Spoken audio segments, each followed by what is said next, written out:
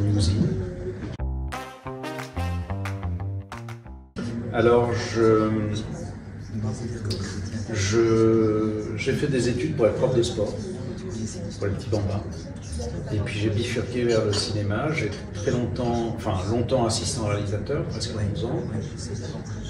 J'ai fait mes courts-métrages, j'ai fait pas mal de films publicitaires, puis de la télé, des films pour la télé, des séries télé, du cinéma, des films que j'ai écrits et que j'ai réalisés, L'Affaire Esquin, Sauver ou Périr, Goliath et maintenant L'Abbé Pierre, une vie de combat.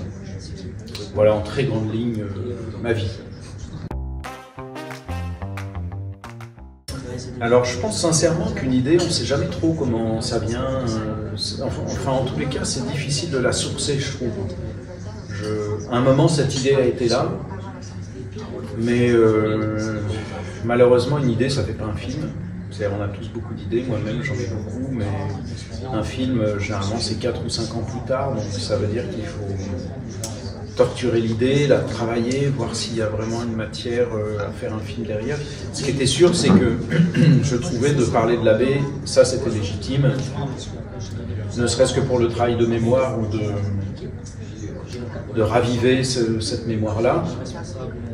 Maintenant, moi je connaissais assez peu la vie de l'abbé, donc c'est vraiment en découvrant son incroyable vie derrière la grande icône qui était l'abbé que je me suis dit, tiens, il y a vraiment une raison de raconter la vie de ce petit grand homme qu'il a été, petit, immense homme, mais de petit bonhomme avec ses doutes, avec ses échecs, ses incertitudes, la vie de nous tous, quoi, en fait, ses errances, les chemins où il s'est trompé, où il a rebroussé chemin, tout ça, je trouvais très touchant, très intéressant. Plus toutes les révélations qui vont être dans le film que personne ne connaît. Moi-même, je ne les connaissais pas. Peu de gens connaissent tout ce que je ne peux pas dire, donc il faut aller voir le film. Mais une vie totalement... Souvent, j'ai pensé en écrivant, et je le pense encore plus maintenant, que si j'avais inventé ce personnage, on m'aurait dit non, franchement, là, il y a un moment, mec, on n'y croit plus. Et pourtant, tout est vrai dans la vie de l'abbé. Voilà, maintenant pourquoi maintenant? Je pense que là on revient à l'idée d'origine. J'avais envie de raconter ce personnage parce que, sans être catastrophiste, je trouve que les dérives cognitives de notre société en ce moment me faisaient désespérer de ne plus l'avoir là, de ne plus voir ses coups de gueule, qui n'étaient pas des coups de gueule d'un type foufou, qui étaient des coups de gueule d'un grand bon sens, avec beaucoup d'humanité, de sensibilité. Voilà, je ne l'ai pas connu, moi j'étais tout gamin, je me rappelle de lui à la télé, mais je connaissais un peu son histoire en surface, et ça me manque beaucoup en ce moment.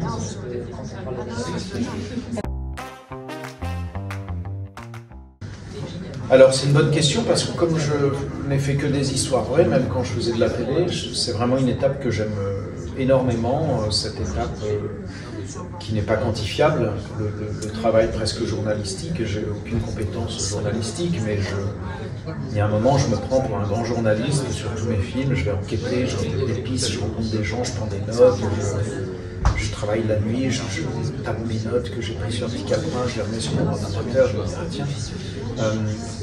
Donc c'est vraiment une étape que j'aime beaucoup. Pour l'abbé, ça s'est passé en plusieurs étapes. Cette grosse étape a été sous-divisée en plusieurs petites étapes. La première, c'est que j'ai lu beaucoup.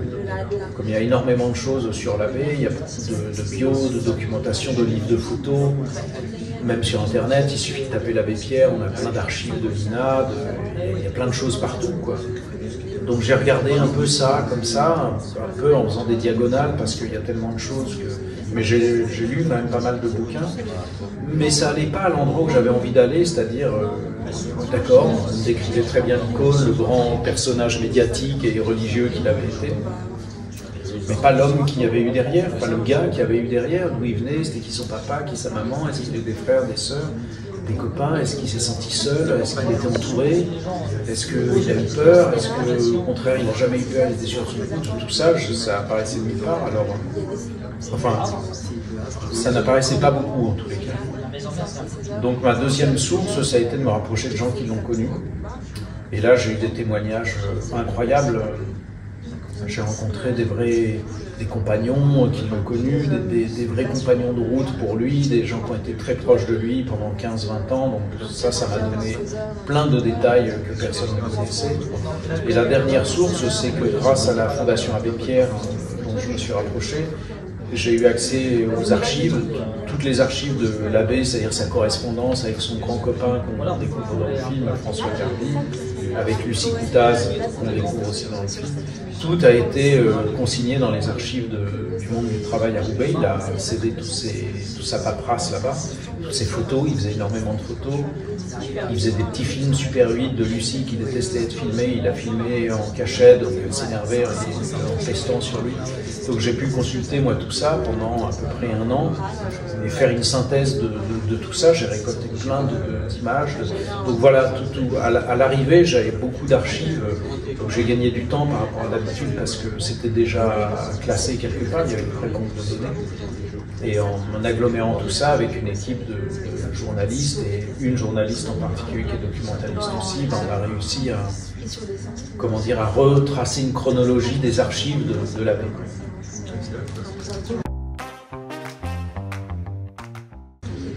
Alors je suis toujours un peu gêné sur cette question parce que honnêtement j'ai un message, mais j'ai toujours trouvé très prétentieux quand on dit bah voilà moi mon message. En fait, j'ai l'impression que de faire un travail au cinéma, d'être cinéaste, c'est pas imposer son message, c'est avoir voulu parler de quelque chose avec sa propre sensibilité pour en rencontrer d'autres. Donc, chacun verra peut-être un message que j'ai pas mis dedans. Moi, ce que j'ai surtout voulu faire, c'est partager quelque chose que je trouve absolument incroyable. Pour les jeunes et les moins jeunes d'ailleurs, mais particulièrement pour les jeunes parce qu'ils ne connaissent pas cette histoire, voire ils ne connaissent pas l'abbé où il a été oublié. À notre époque, la fréquence des news va tellement vite qu'on oublie rapidement quelque chose qui s'est passé. Et je pense sincèrement que l'abbé n'est pas oublié, non pas que ce soit un devoir de citoyen ou un devoir historique, mais ça va vous secouer de découvrir l'abbé, qui il a été, pourquoi il a fait ça, comment il l'a fait, avec qui il l'a fait. Rien que ces 4 questions, moi j'ai la chair de poule, là ça se voit pas, mais si vous faisiez un gros plan de mémoire, j'ai la chair de poule. Parce que son histoire est incroyable, quoi. C'est un super-héros sans super-pouvoir, et encore que finalement il a des super-pouvoirs, on s'aperçoit. Mais son histoire est complètement folle. En fait, je comprends même pas que quand l'idée m'est venue et que j'ai commencé à gratter sur sa vie, à chaque fois je me disais, donc quelqu'un a fait ce film, c'est pas possible, en fait c'est tellement dingue ce qu'il a vécu, tout ce qu'il a vécu. Je ne peux pas dévoiler tout le film, mais c'est 40 ans d'histoire avec Lucie, son naufrage, sa résurrection, sa propre résurrection, son burn-out, tout est... C'est ce que je disais tout à l'heure, j'aurais inventé tout ça, on m'aurait dit non, franchement, c'est impossible, ça n'existe pas. Donc voilà, moi ce que j'aime dans le cinéma, dans les films, c'est le partage, quoi. C'est qu'on voit un truc qui nous marque, qu'on se rappelle plus ou moins longtemps dans sa vie, on échange avec des copains, on parle, on est d'accord, pas d'accord, on a été ému, on dit ah tiens, tu vois le petit papy en fait il a fait ça, donc voilà, c'est ça. Bien sûr que derrière il y a autre chose, puisque je ne raconte pas que le portrait d'un homme du passé. Il y a un vrai éclat dans notre monde, un vrai éclat aujourd'hui, et que ça nous interroge sur notre capacité à retrouver du bon sens, de l'énergie et de la joie de vivre, ou à passer à côté de ça, à perdre totalement du bon sens, être happé par les bad news en permanence et les communautés WhatsApp, quoi. Pardon pour WhatsApp.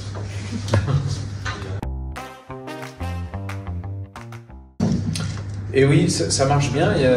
Suivant les personnes, quand on me pose la question, il y a plusieurs endroits du film où on me pose, mais celle-là, on l'a déjà posée.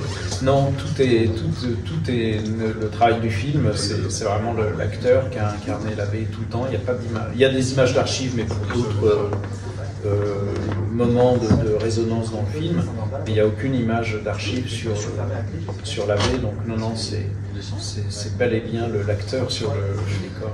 Mais en fait, il y a une image, il y a un plan d'archives de l'abbé que je vous laisse découvrir dans le film, celui qui trouve pourra venir sur mon prochain tournage pendant 2 jours. On va le regarder une fois. Mais j'ai lancé le jeu il y a un petit moment, personne ne l'a trouvé. Mais à part ce plan qui dure très peu de temps, quelques secondes à peine, sinon dans tout ce qui est dans le film et de l'abbé et ce passage, vous venez de perdre. C'est vraiment l'acteur. Plein de petits mots, un petit mot qui résume, parce que de temps en temps, deux petits mots même, si vous me permettez. Le premier, c'est que quand on est cinéaste, même si c'est toujours une fonction un peu impressionnante, moi, comme je vous ai dit, je viens d'un petit truc simple. Quand on parle d'un film, notamment avec les partenaires, du temps, on rêve du film. C'est pas un truc qui est tout fait.